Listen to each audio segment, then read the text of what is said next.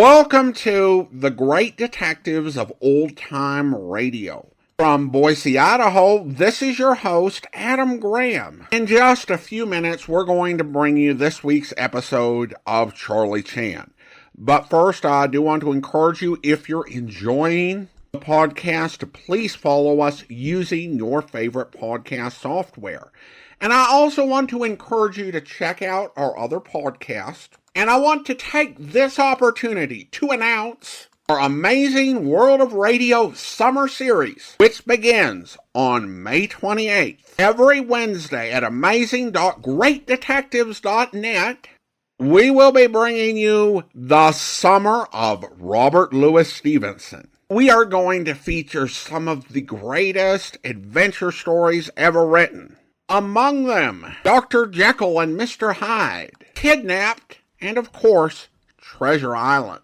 But there is so much more. There are some really interesting stories that he wrote, both short stories and novels. And there were so many great old-time radio adaptations. We're going to be playing so many series. I'm going to really have a blast bringing this to you. And I hope that you will be listening. Again, starting on Wednesday, May 28th at amazing.greatdetectives.net for the Summer of Robert Louis Stevenson. Now we are ready to listen to this week's episode of Charlie Chan. Here now is A New Corpse and Fear in the Night.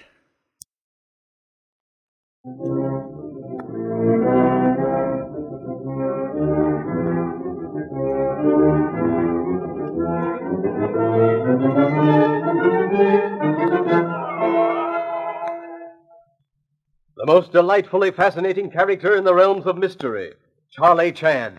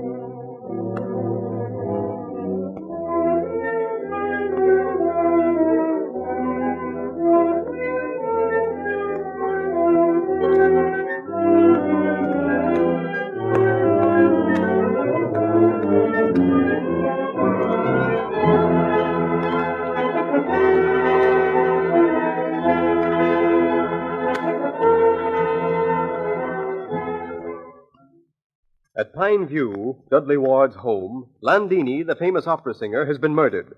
Charlie Chan had gone to Pine View to assist Ward in persuading Landini to tell of the whereabouts of a son born to her after she had left Ward. And now, the Honolulu detective finds himself involved in a baffling murder mystery. Suspicion has fallen on everyone in the house, but now points very definitely at Dr. Swan, ex-husband of Landini and accused by Ireland of having blackmailed Landini. Inspector Chan and young Don Holt, the sheriff, are discussing the situation, and Holt says that he believes a warrant for Swan's arrest is their next move. I am much in agreement with you, Sheriff. I think that some definite step should be taken against Dr. Swan. In the first place, he insists on denying that he was near the study. Well, two people saw him, and if he wasn't trying to hide something, why should he deny it? Precisely, Sheriff. Aware of him, whose denials precede his accusation, and we are compelled to admit that man who practices blackmail will find step to murder a victim not very big one. Yes, I believe that wisdom dictates that tomorrow morning you get warrant for his arrest. Come in. Yes, I sing. Anything you like to have before bedtime, huh? Or maybe you know go bed. You all the time awake. I do not think there is anything, Sing. You have taken admirable care of our needs during Mr. Ward's absence. Oh, yes. And the bossy, he speaking me, I sing, you know take a number one care of Mr. Chen, me box your ear when I come back. When will Mr. Ward be back? Oh, maybe tonight, maybe tomorrow. No can tell. Ah Sing, Do you know anything at all about the son, Mr. Ward's and Landini's? Me? No. Oh, I think a boss he crazy. I think a Landini have son. Cecily, she mad, that's all. She tell a boss that a crazy story because she mad at Landini. Perhaps. Well, Thing, I do not think there's anything else. We will go to bed in a few minutes. Oh, yeah. Me forget. Mr. Lyda, he like he speaking with you, he say. Then ask him to come to study. That will be all. Thank you so much. Oh, good night. Hello, Mr. Dayton. You like to come and study? Thank you, yes, Austin. Well, I rewrote these notes, Mr. Chan, as well as my memory serves me. You left them where? Lying on the writing table in my room. Splendid. We shall see whether or not one of the oldest known tricks in catching criminals will in this instance be successful. It's getting pretty late. Don't you think you ought to be getting to bed? I suppose I should, but I can't drive away that fear, that horrible feeling that something is wrong, that something is going to happen. Be pleased to come in. Well, I'll go now. I'll see you in the morning. Now, please don't go on my account, Miss Beaton. What I have to say can be said before anyone. Then sit down and stay a few minutes. Perhaps it'll help calm you down. Yes, Mr. Ryder. What can we do for you? You can do a lot. I've got to get back to my business. I'm so sorry, Mr. Ryder. Conversation along these lines is impossible. You mean that we've got to stay here until this mystery is solved? Either solved or given up altogether. You do not find Miss Beaton complaining? Yet I'm certain that she has as much real necessity for getting away from this place as you, Mr. Ryder. Tell me, as long as you are here, do you still say that you know nothing of Mr. Ward's son? I told Dudley that first night when he asked me I never heard of his son. I thought perhaps that possibly from something you knew, you were sparing his feelings. No. Most emphatically no. I never heard of his son. That's all. I'll bid you good night. It is all. Present, Mr. Ryder. I think perhaps our thing was right. Time for all to go to bed. I know I'm plenty tired. Come along, Miss Beaton. I'll see you to your room. Good night, Inspector. Good night, Miss Beaton. Good night. night, Mr. Ryder. Oh, Inspector Chen. Yes, Mr. Romano? Can I do something for you? Is it possible that I can see you in your room for a moment? Indeed, yes, Mr. Romano. Step inside, please. One moment. I find light switch. There. Do you not object if I close the door? Certainly not. Mr. Chen, how far is this a matter of a solution of a murder travel? So far, we have been ringing wooden bells, although tonight we have made decision of importance. You mean Yes? Swan? Yes. Mr. Chen, wherever I go, I am a watch. Every corner I turn the prying eyes. Can it be that I have given you valuable clue, a clue which you yourself do not realize points to guilty person? It is within bounds of possibility, Mr. Romano. Please hurry. I know if you do not find the murderer quick, it will be too late. Someone else will be killed. Indeed, I think you are unduly nervous, Mr. Romano. However, do not fear. We shall use all possible speed in apprehending murder. That was all you wished to say? Yes, that was all. Well, I bid you good night. Wait, I hear someone outside the door. You are mistaken, Mr. Romano. There's no one here. Good night. Good night, Mr. Chan. Leisurely, Charlie Chan begins to remove his clothes. The old-fashioned grandfather's clock on the stair landing chimes 2.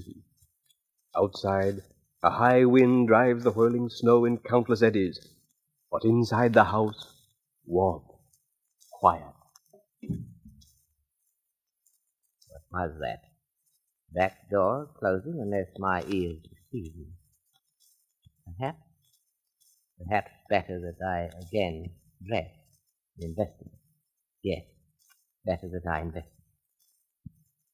In a few moments, Charlie Chan is dressed.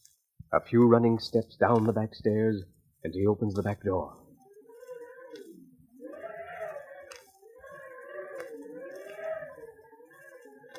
Now, if only flashlight works. Footprints in newly fallen snow. Shall I waken Sheriff, or... No, I will report in detail to him in morning. Footprints quite clear, going in direction of roadway. Well, whoever it is does not have very great start.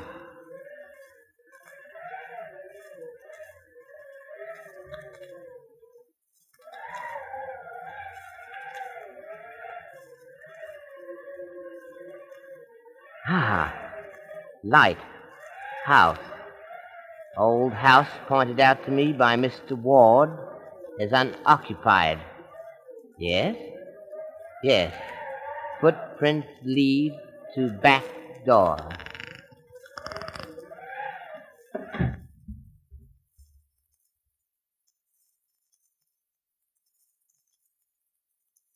Quietly, Charlie Chan opens the door.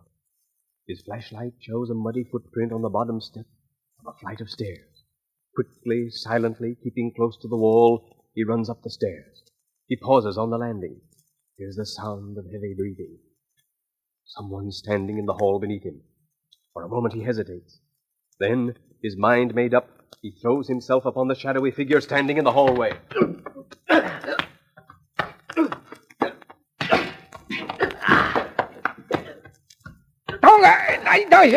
Good heavens. Inspector Chan. Alas, Sheriff, at night all cats are black. I'm sure sorry about this, Inspector. Of course, I never guessed. I hope I haven't hurt you much. How do you feel? How does Sparrow feel who has been hit by a cannonball? A little disturbed. I shall survive. I'm delighted that we met, although must disparage manner of our meeting. This is something strange going on here in this house tonight. I reckon there is. I was sound asleep when I heard... Quickly, follow me. I have flash. Sounded like it came from the back of the house. I'm certain of it. His back door, which I entered. Footprint was here, now gone. Yeah. Door is locked and outside. Yeah, the front door's locked, too. I know it. I tried it. We could get out from the balcony upstairs. It's only a jump to the bank on the west end. Come, then. We must hurry. I followed footprints up these stairs, came to stairs, note that none came down. Then somebody's still up there. I'm fearful of that. It is as I thought. See? Footprints lead up to door. Yeah. And door is locked. Well, we already owe the owner for that lamp we smashed downstairs. We might as well do a little more damage. Stand back.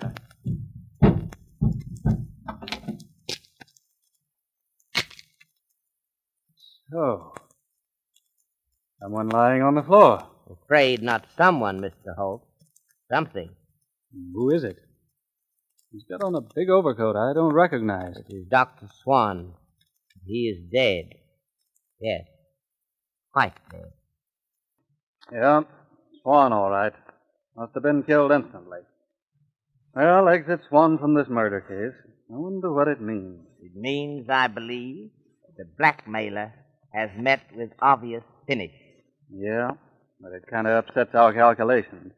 Yeah, we were all ready to arrest him for the murder of Landini, and doggone if he doesn't go and get killed himself.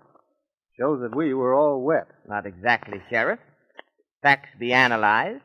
They tend in directions of proving that we were very close to edge of being right. Well, I'm sure glad to know that we were near right. Permit me to what the French call reconstruct murder of Landini. I'm listening. Night of murder, Swan hovering in hall waiting to go to study to have last words with former wife. He accidentally is witness of killer, if not of killing. Suppose he learned who killed her. Would such man go to police? I think not. He sees instead new delightful pathway of blackmail opening before his dazzled eyes. Sounds reasonable, all right. I think it happened so. Suppose, then, that he comes down here tonight to receive first installment of his wickedly earned money, and receives instead bullets from desperate person who cannot pay, or who, knowing that demands will be endless, will not pay. Yeah. Yeah, that's what happened, all right. Yes. From murderer's point of view, that would be wiser course. I cannot truthfully say that I disagree, cannot altogether say that I regret untimely passing Dr. Swan. Neither do I. I never did like him. And a blackmailer. No, the world's better off without him. By the way, what started you off to come down here? In process of removing clothes, I heard back door closed. I followed footprints in snow. Back door. Yes? And I followed footprints from front door. One of us followed murderer, the other followed Swan. Quickly, Sheriff. We must go. We are again guilty of carelessness. I don't get you, Inspector. Quickly. A little Kukua. Kukua? Little Kukua, help to open this window. While we engage in death struggle in hallway, murderer was standing, listening, watching perhaps. He slipped through our fingers and... Not very big jump to bank, as you said. Come, I shall hold flashlight. Okay. Yes, my friend, if you follow murderer, then I followed Swan, or vice versa. Let us place large order for sackcloth and ashes.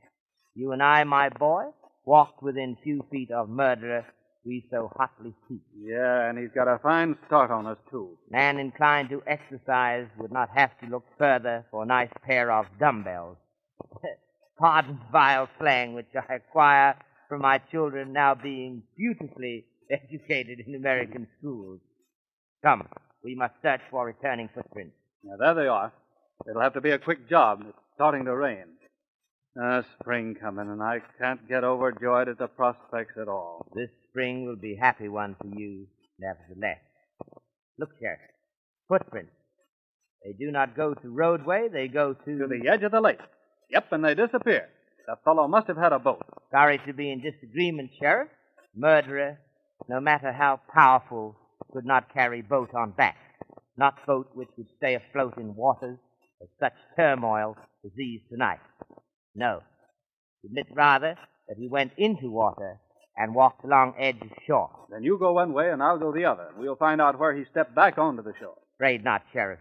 Murderer has too much time.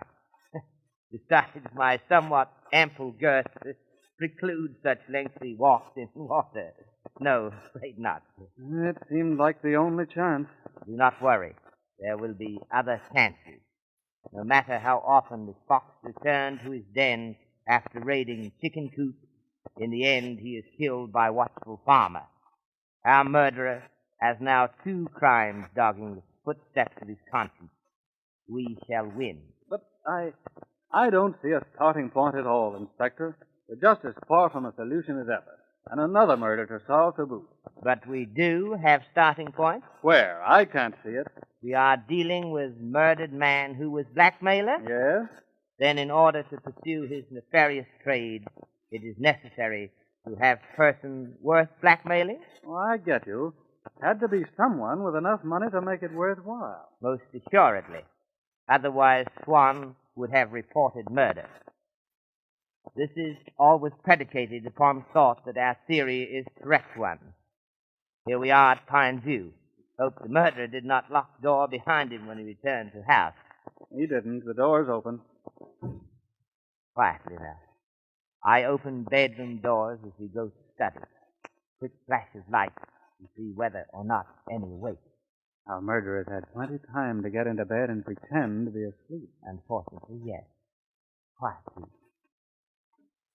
Who's that? Mr. Ryder, awake? Yes, I'm awake. It's very late, Mr. Ryder. Or early, perhaps, is more correct. I know perfectly well what time it is. I've been awake for an hour. What's the idea of scaring the wits out of everybody this way?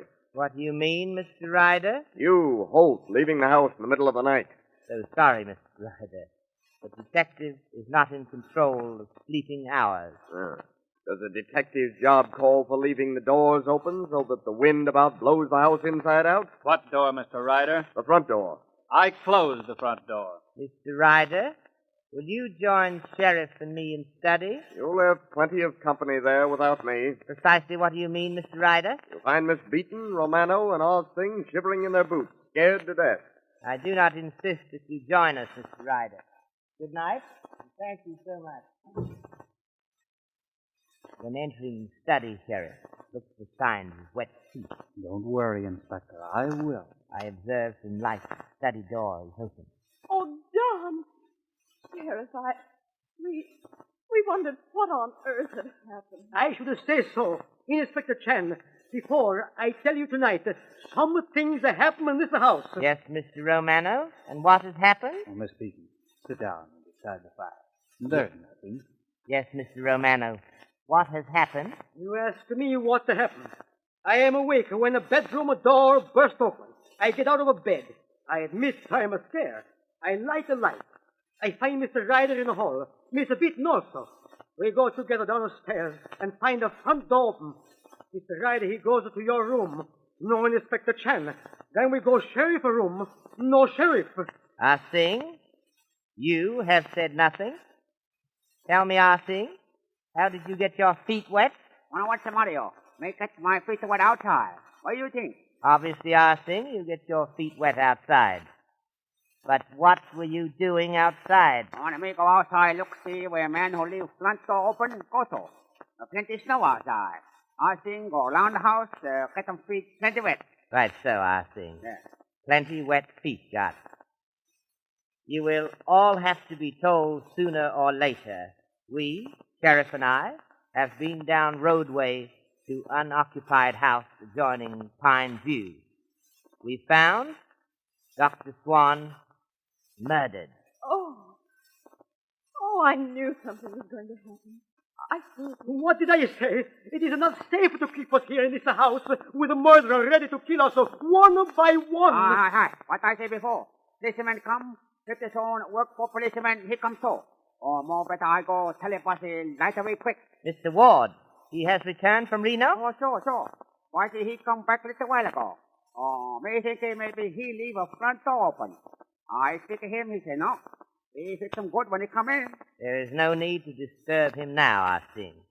He's probably tired, and waking him will not help solve murder to Dr. Swan. Please do not worry.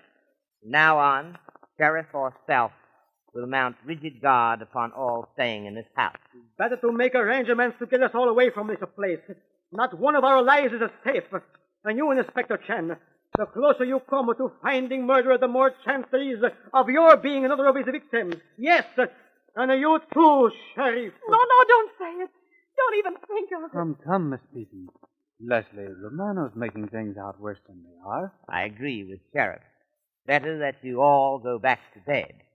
One word with you, Sheriff, before you go. Yes, Inspector. What is it? Our first duty tomorrow morning. This morning.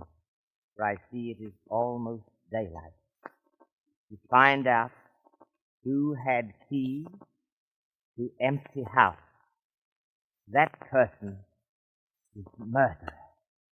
After the night's adventures, we feel that both Leslie Beaton and Romano have some justification for their fears.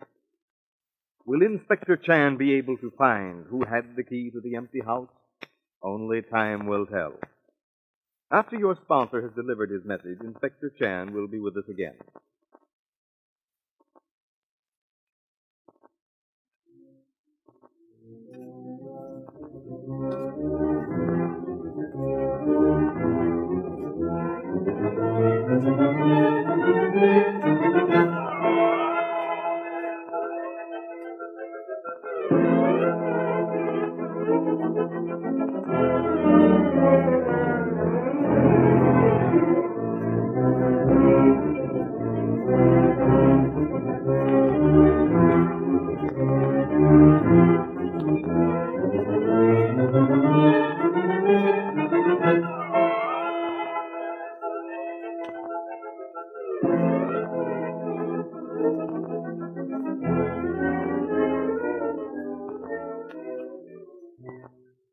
Inspector. What do you have for us this evening? Untimely death of Dr. Swan is still uppermost in my mind, Mr. Wilson. Naturally. You have something along the lines of that thought? Yes, Mr. Wilson. Animal that lives in caves and only ventures forth to prey upon sheep in valleys cannot expect help of sheep herders when attacked by larger animals desirous of possessing said cave. So with criminal who goes against laws of society. He cannot expect society's protection when at the last he desires same. Thank you, Inspector Chan. And good night.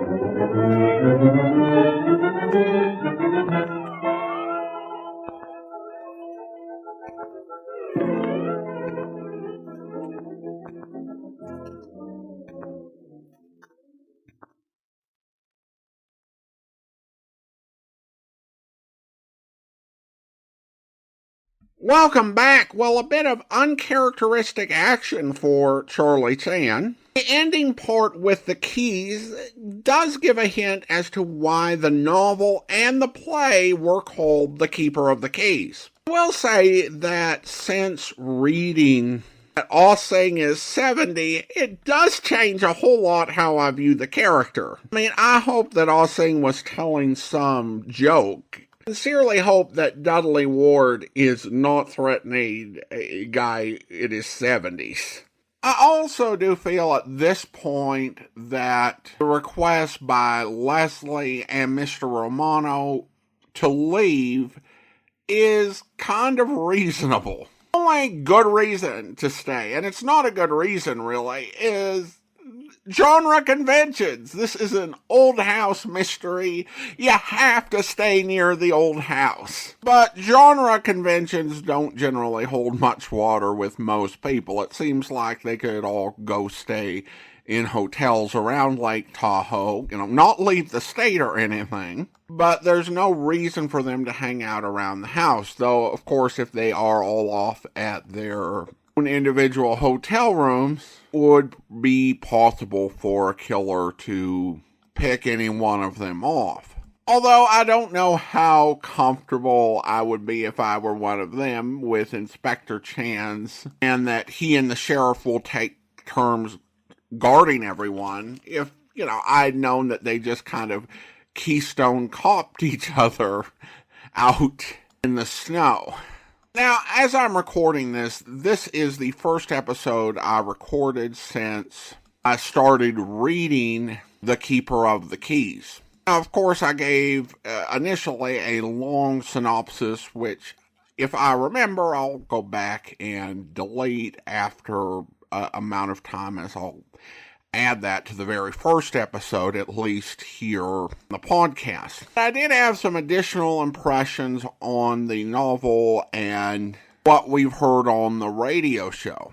While a lot of investigative details and the way they were explained were changed, I think that there was a pretty big rearrangement of a lot of details of the investigation fit the radio format. There were actually a few passages of the book that we actually hear completely word for word as they were written in the novel. And so much of the conversation between Charlie Chan and former Sheriff Holt were verbatim, including Chan's musing about his own place in the world, which I think reflects the sort of person that Earl Durr Biggers was, in that he created this character and he wondered about him. He wondered how he related to the world and felt about his place in it.